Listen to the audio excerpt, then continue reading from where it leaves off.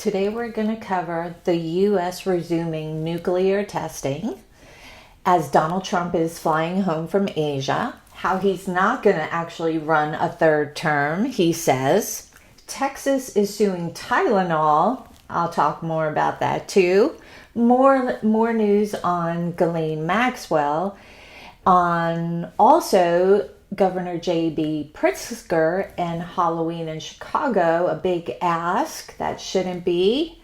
SNAP benefits, 25 states suing our government, and the stand-in president to me that is running a state like our government should be run right now, while our actual president is missing in action, physically and mentally. Hi, welcome to You Make Me Sick TV. Thanks so much for coming back. Welcome if it's your first time. Please hit the subscribe button. It's absolutely free to subscribe, and it really helps me here with my program. Okay, so let's get into it. As Trump flies home from Asia today, gosh, I was hoping he would just stay there, really. He mentioned he would not be running for a third term now because it's actually unconstitutional. Whew.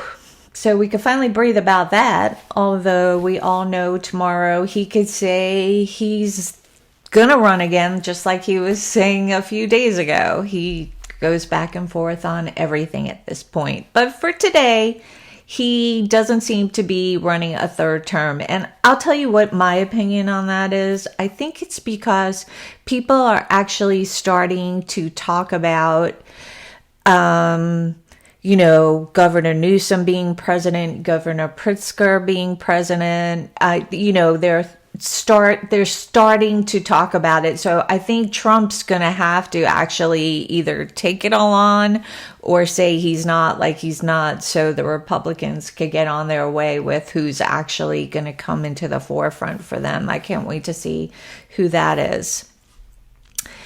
Also, on his way to meet China today, Trump happened to say, just like that, like he always does, that he wants to resume nuclear testing here again in the United States.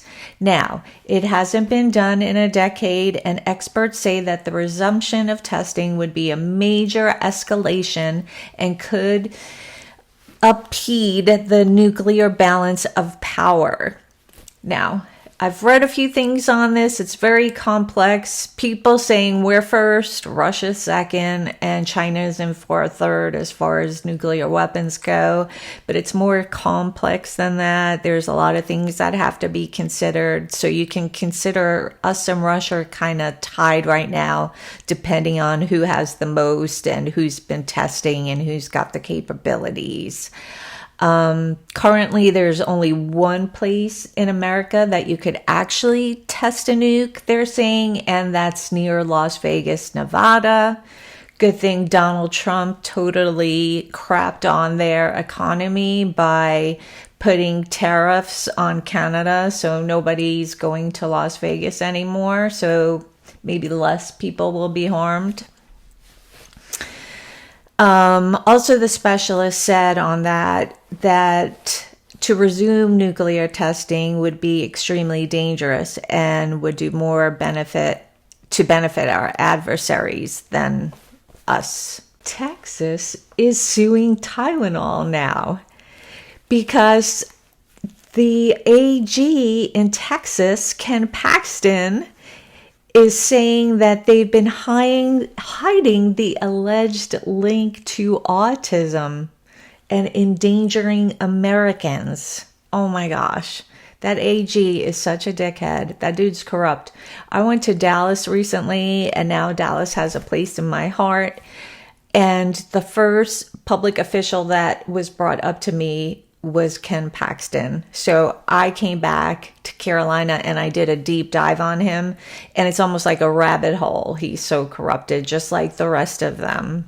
You can watch that video. I'm sure it's within the last 30 days if you look for it. Also, Ghislaine Maxwell. Remember her? The sex predator with her boyfriend, Jeffery Epstein, that needed to have a 3 times a day, according to her. So she was setting him up with young kids and girls. Well, why is she still in this minimum prison in Texas that's actually called a camp? And why wasn't she returned back to her Tallahassee prison in Florida to resume her 20-year sentence that she was convicted for? It's like she's got our attorney and Donald Trump's attorney, Todd Blanche, on speed dial because she's still hanging out in Texas. So finally, we have the committee in Congress asking the prison down in Texas, the camp, some major questions like who actually wrote the order to move her there. They want to know, and who moved her there. And I want to know, why hasn't she been moved back personally? I mean, this woman is the devil herself, the way she lured these people into her orbit and Epstein's orbit, literally. I hope it's Epstein that ends up bringing Donald Trump down, as Michael Wolff suggests. That just makes me smile. It's a long time of abuse of power and money, but that would be great if his old buddy brought him down in the end. Also today, Governor of Illinois, J.B. Pritzker, said in a press conference today, he asked, please, for Halloween, please stop the invasion of our streets for our children and our families, so they could go out of their houses and enjoy the holiday. Rightly so. I can't believe this is going on here. Then he added after this, and maybe they could get to talking and just let the local law enforcement handle these things. Wouldn't that be wonderful and back to normal again? I really hope they do that for him. Also know from living in a red county that these Christians, their way of life is not to celebrate Halloween. They actually shut all their lights off on Halloween. They don't let their kids go out. They don't let them dress up. They don't give out candy. They don't decorate. So I could see religion being brought into this again, which is ridiculous for the children and for the families. I mean, it's always been one of my favorite, our whole family's favorite in this holiday. Decorating together, the kids going out trick-or-treating with their friends, packed subdivisions, packed bags of candies when they get home. It's so fun, and they still love it now that they're adults. So let's get Chicago back to normal, please.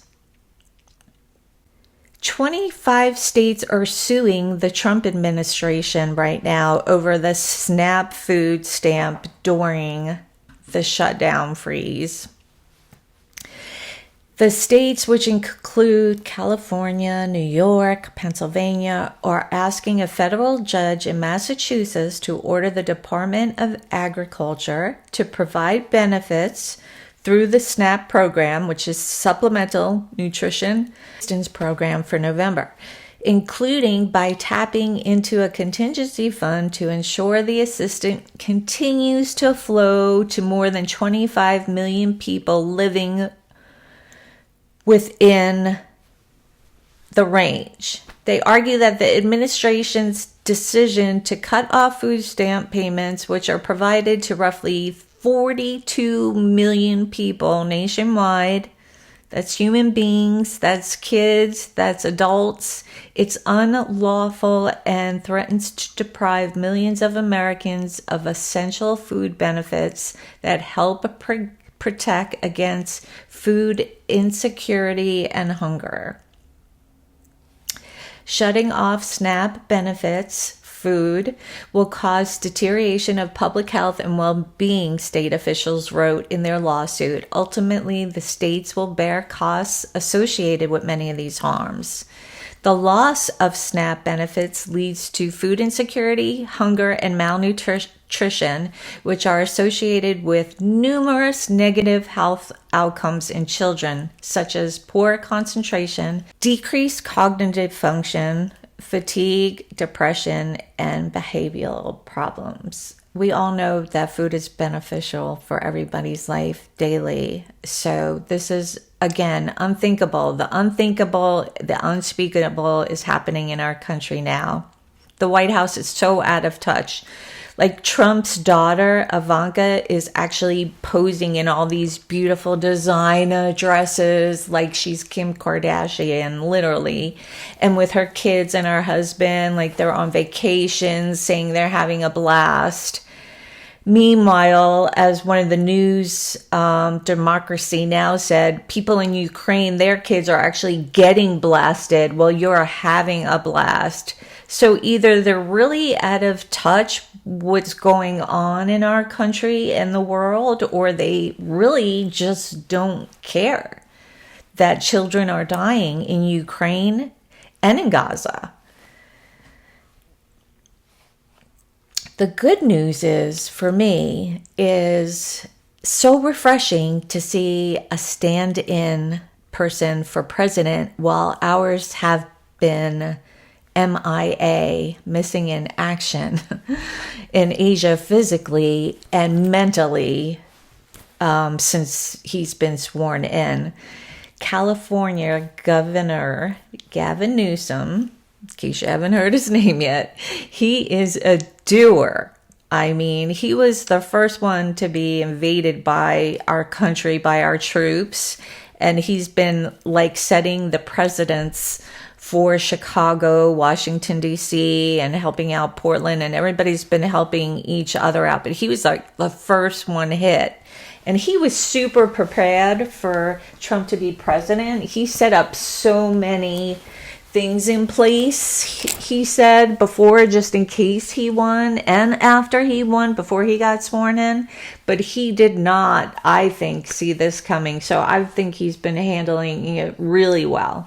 So this man is a doer, and to me, he's actually acting like our real president. And our president should be doing things like this. Here's what Governor Newsom announced yesterday. Insulin is now $11 in California. $20 minimum wage for fast food workers. $25 minimum wage for healthcare workers. Universal pre-K, free school, meals. 600,000 new apprenticeships programs, largest civil service program in the country, universal health care, improved test scores across the boards. He also wrote the substance Prop 50 that California is voting on November 4th to legally adjust the voter maps to counteract the illegal voter map changes that Donald Trump has asked Texas to do. And now I hope it goes through at flying colors. Otherwise, the whole country has an issue, let me tell you, because this is the counteract of what Governor Abbott of Texas has done after President Trump asked him to flip some seats Republican in their state because they're scared they're actually going to lose in the midterms next year. And which is great to hear, but now also he's asked other red states to do it, and they're doing it. just like North Carolina has agreed and already changed the map, apparently. And I had no idea they were doing this completely under the radar here, as usual. Then you wonder why Tom Tillis is actually retiring. They have also 53 substantive lawsuits against this administration. I mean, like I said, Governor Newsom is a doer. He's a worker for the people. He's generating and passing bills. He's helping us voters across the country. He's setting an example of what a leader looks like and what a real economy looks like, since theirs is the fourth largest economy in the world. And since blue states are givers because they give because they generate so much more money, and the red states are takers, so they actually take the money that the blue states give, but they'll never admit this, but it's a fact. So I mean, Governor Newsom, and now people are saying, oh, California was always like that. California's always been California, but since Governor Newsom came into office there, they've even topped things they overtopped before. And yes, I understand they have homeless issues there and traffic issues there because everyone wants to live there. I actually knew somebody that moved to Georgia during COVID to like move into this much larger house and have much larger property, than she could afford in California with her family. The same price would give you minimal. And she and her family ended up moving back to California, even though she had stated about the homelessness there. Anyway, because she missed the lifestyle. She didn't care about her bigger house. She didn't care about more properties. She missed the California lifestyle. That's it, folks. That's all I have to say from real life experience. I've also been there many times. I've worked for companies that have satellite offices there, so I've had the pleasure to go out there, and I love it there too. So, I mean, if you compare him with our president Donald is a duck. Donald's a duck. He's a sitting duck. He's a stuffed turkey, actually. He's so stuffed, he can't even walk or speak in sentences. Oh gosh, God bless America during this blessed holiday season. Halloween candy's up over 10%, along with beef and everything else across the board. And it's the holidays, and the government's on shutdown again, and which means the families can't, buy food for the holidays, extra food for the holidays, or they're racking up their credit cards. It's time, if they haven't already, to be buying presents for the kids if they have kids, and each other and their families, and Christmas trees and decorations. And none of that is going to go on while this is going on. That's what's happened in the past. And this is the second longest one of our country. The first one was 35 days, and it was under Donald Trump also in 2019. And I remember that very well. So the same thing is happening, worse, because this administration term of his is 100% worse. So we don't even know when this shutdown's going to end. And I really feel for these people that are not getting paid.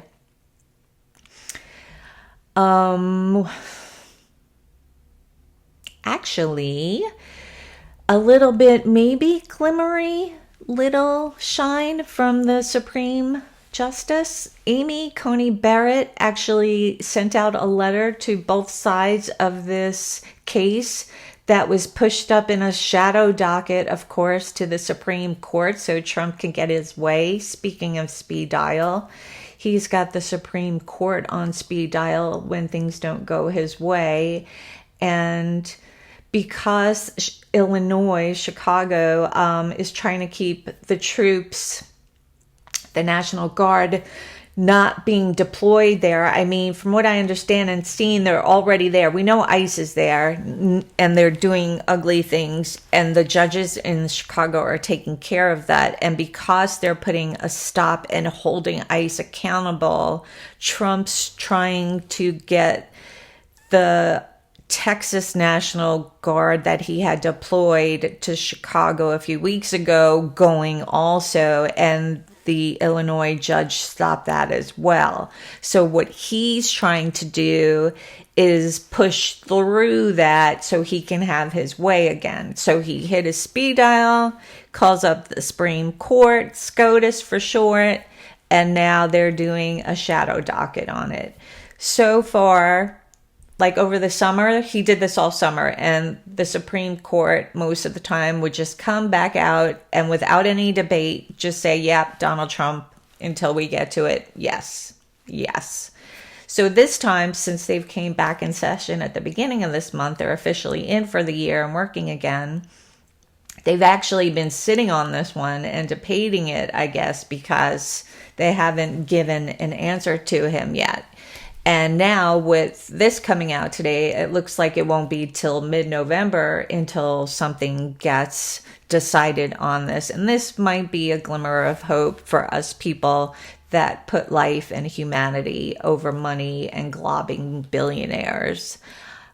She's just asking for more information on both sides, as far as what they consider to be regular. She's the word regular in her letter. So we'll see what happens after both sides get back to her. And I really hope the Supreme Court comes through for the Illinois people this time, because this is a big deal, y'all. This is a really big deal, and not just for Chicago and Oregon and California and Washington D.C., but the rest of us. It's like a movie. It's in theaters and it will be by you soon. So that's about the wrap up today. I know it was a lot. I know you can handle it. Have a good rest of your day.